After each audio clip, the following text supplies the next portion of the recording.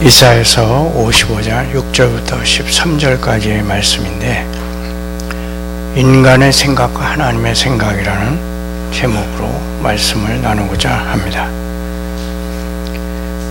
이 구절은, 이 본문은 하나님께서 그리스도 안에서 우리와 맺으신 은혜의 언약, 그 언약 안에서 무엇이 요구되고 있고 무엇이 약속되고 있는지 우리로 하여금 그 언약을 믿고 순복하고 의지할 수 있도록 해주기에 충분한 여러 가지 내용들에 대해 1절과 5절에 이어서 추가적인 설명들이 나와 있습니다. 이 은혜로운 계시는 유대인들에게만 주어진 것은 아닙니다. 여기서 주어진 모든 명령과 약속들은 모든 사람들, 곧 복에 목마른 모든 사람들을 향한 것입니다. 이제 첫 번째로, 여기에는 복음 안에서 죄사함과 평안과 모든 복을 누리라는 은혜로운 초청이 죄인들에게 주어집니다. 그들은 기도해야 합니다. 그들의 기도는 응답받게 됩니다. 너희는 여호와를 만날 만한 때에 찾으라.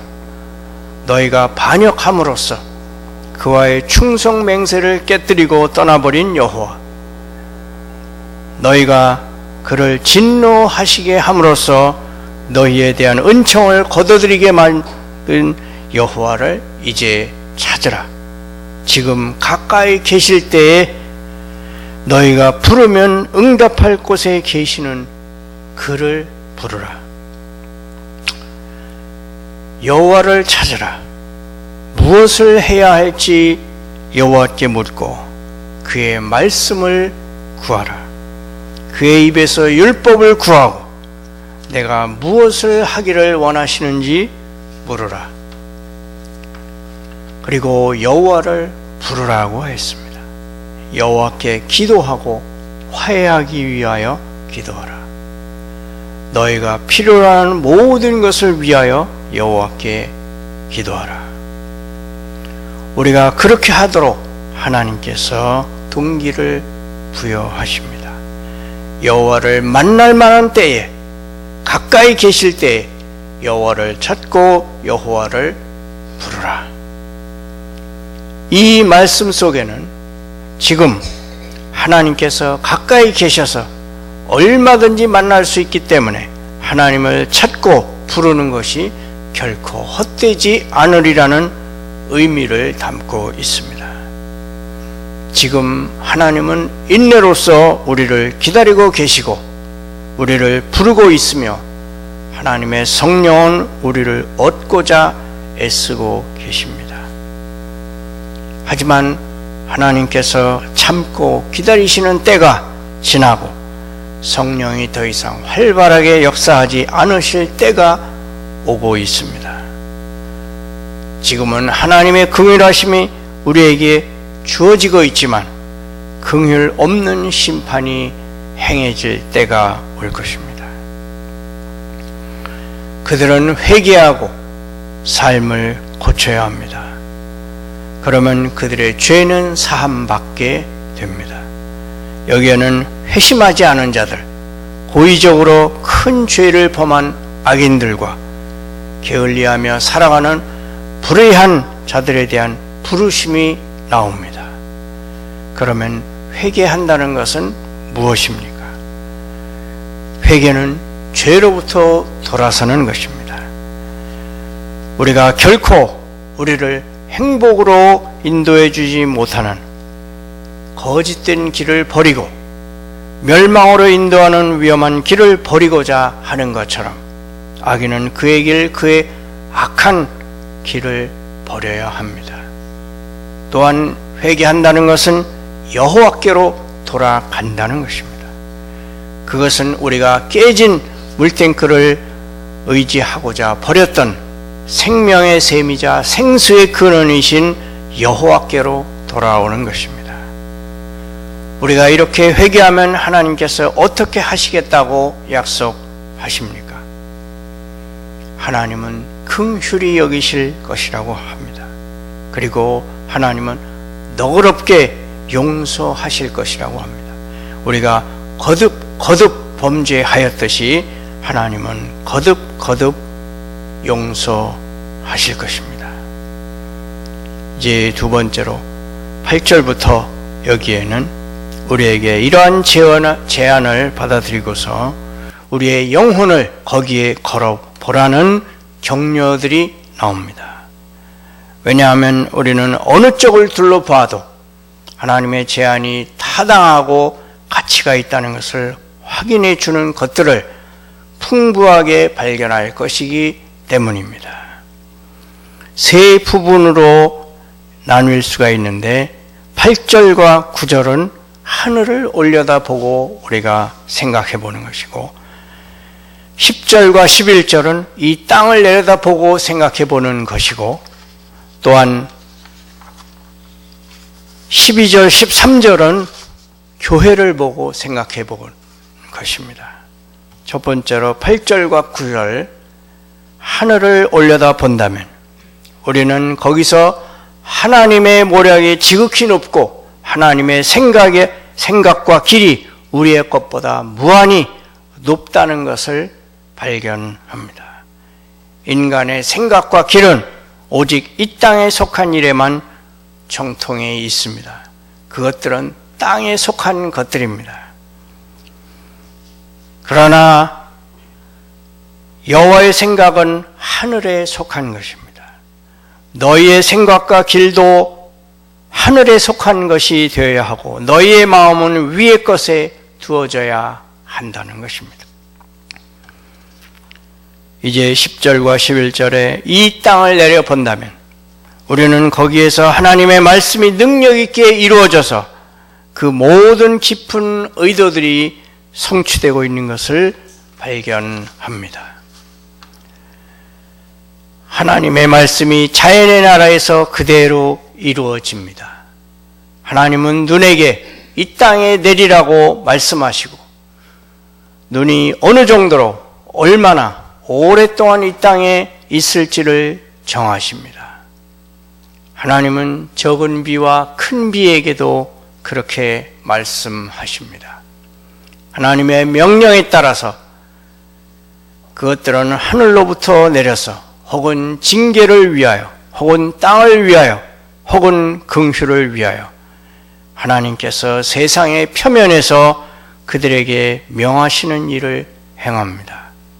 하나님의 말씀은 그 목적을 이루지 못한 채로 돌아가는 법이 없습니다.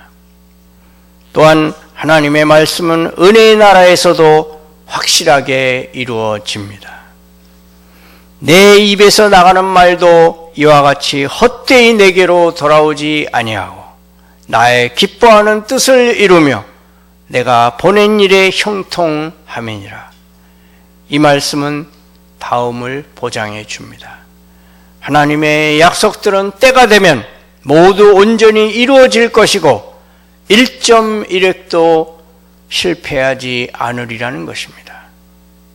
또한 하나님의 말씀은 서로 다른 목적을 향해서 나아가기 때문에 그 효과도 서로 다르리라는 것입니다.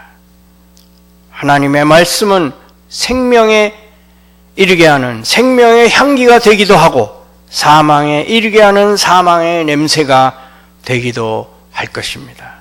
또한 그리스도께서 이 세상에 오신 것은 하늘로부터 내려온 이슬과 마찬가지로 결코 헛되지 않으리라는 것입니다. 왜냐하면 이스라엘이 모여들지 않는다면 그리스도께서는 이방인들의 회심을 통해서 영광을 받으실 것이기 때문입니다.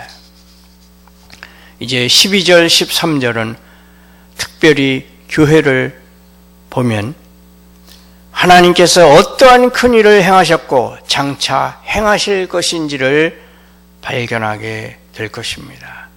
12절에 너희는 기쁨으로 나아가며 평안히 인도함을 받을 것이요. 이 말씀의 의미는 먼저 유대인들이 바벨론에서 돌아오게 되리라는 것을 예언을 하고 있습니다. 이사야 선지자는 포로 시대쯤에, 포로 시대의 바로 직후에 활동했던 선지자입니다. 그리고 그는 결국 언젠가는 바벨론에서 돌아오게 되리라는 것을 예언하고 있습니다.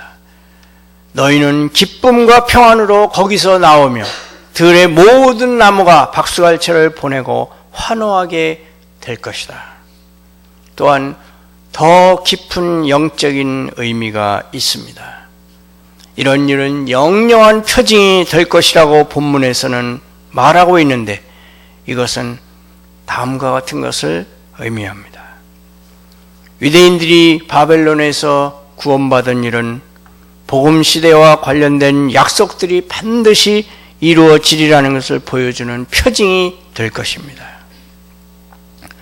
유대인들이 바벨론에서 돌아오리라는 저 큰 구원에 관한 예언들이 성취되는 것은 다른 모든 약속들이 성취될 것임을 보여주는 일종의 보증이며 담보입니다.